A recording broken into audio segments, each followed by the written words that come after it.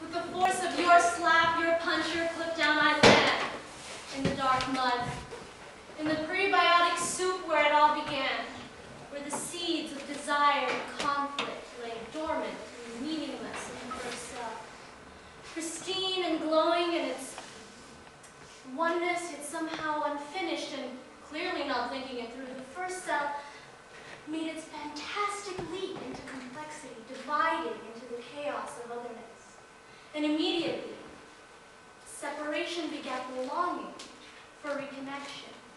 Encased in a membrane, cut off from the mothership, each self-reproducing cell slithered and crawled, flew and ran, propelled by a vague memory of fusion, of love, of oneness. With the force of your slap, your punch, your put down, my eyes become clairvoyant, my ears supernatural, my mouth a time machine. I taste your father's violence, your mother's rage.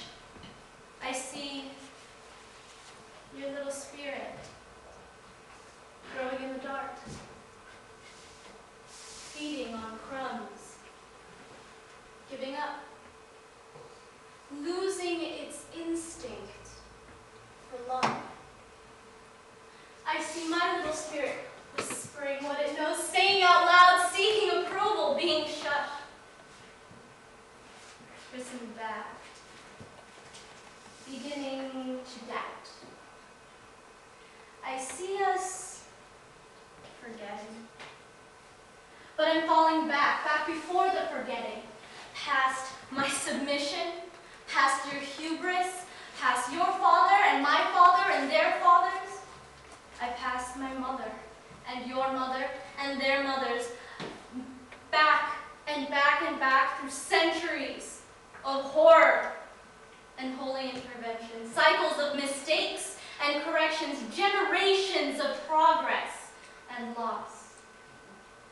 With the force of your slap, your punch, your put down, I awaken, delivered from the first 15 billion years, just a blip after a bang. Just an awkward misstep as that first cell stumbled across the starting line. I'm taking evolution in my own hands now. It needs help. I know where the wires got crossed, and instead of wooing the other into the bliss of union, we went to war. We sought the one by hating the other, dominating the other, eliminating the other. I know how we got here. I know why the nations choose war. I know why you hit me. But I know what happens next. After your last slap, your punch, your put down, I made my own fantastic leap. I walked out and never went back. I left you to do the holy work of your own transformation. I am no longer your tour guide, your evolutionary shepherd. Lying here alone on my bed, I run my hands over my breast and vow to trust the milk and honey of my own heart. I will make love with the other. I place my palm on my belly, where I'm connected to God by a cord of blood and arrows.